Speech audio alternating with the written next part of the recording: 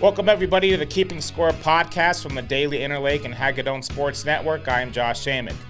This week on the Range Riders Recap, we'll talk about how the bats went quiet, how a few sloppy innings of play prevented some winnable games, and how the team started slow in the series but finished strong.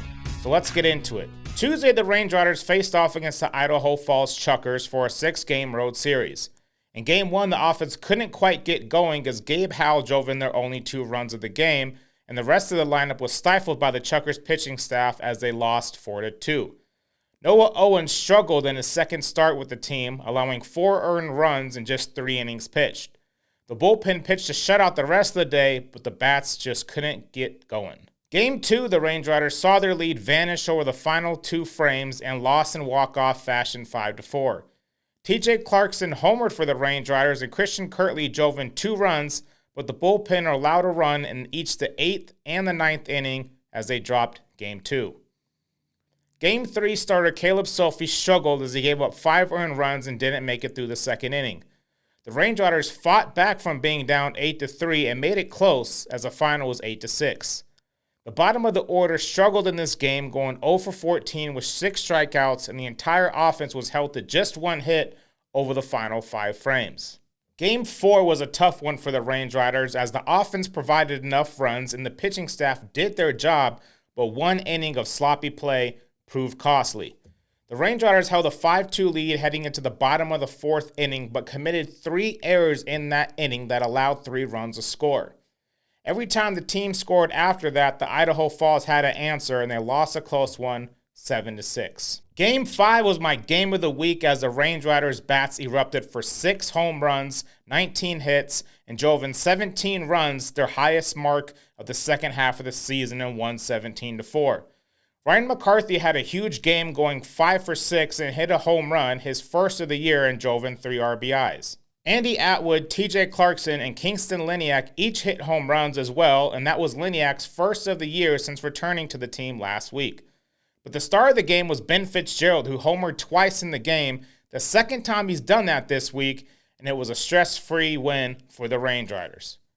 Game 6, the Range Riders jumped out to an early lead and held on to win the final game of the series over Idaho Falls 7-4. Antonio Barranca and Chad Castillo each hit a home run, and Ryan McCarthy continued his hot play, reaching base 5 more times, going 3 for 3 on the day. Utility man extraordinary Jerry Hunsinger picked up the win after pitching 5 innings, allowing 3 hits and just 2 earned runs. Ricky Tibbett picked up the save after retiring the Chukars in order in the 9th inning. That's it for this week's scoring recap, so let's get into a very light edition of In Case You Missed It. The Range Riders have had a crazy amount of turnover in players over the last couple of weeks after starting off the second half of the season pretty slow. This week, the only 2 players they added to the team were Brady Hild and Aiden McAvoy, who were both activated off the ineligible list and should help this pitching staff. Looking ahead, the Range Riders face a familiar foe in the Missoula PaddleHeads. The Missoula PaddleHeads have dominated the Range Riders this season and currently have the best overall record in the Pioneer League by nearly 10 games. My advice to the team, play loose, play confidently. They finished the last 2 games of the series against Idaho Falls with comfortable wins, and now you make the drive to Missoula for a 3-game set against a team you are very familiar with. Your roster seems to be in place for the last 18 games of the season, so finish strong and fight for the people in the clubhouse that get you ready for the postseason. The second half of the season has not been what you expected, but none of that matters. Come September 10th or the 12th when the postseason starts, your team will have a fresh start.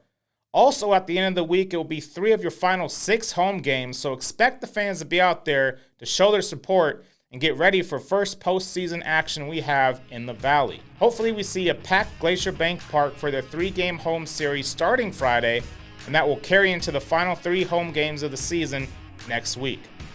For the Keeping Score podcast from the Daily Interlake and Hagedorn Sports Network, I've been your host, Josh Amick, and until next time, take care.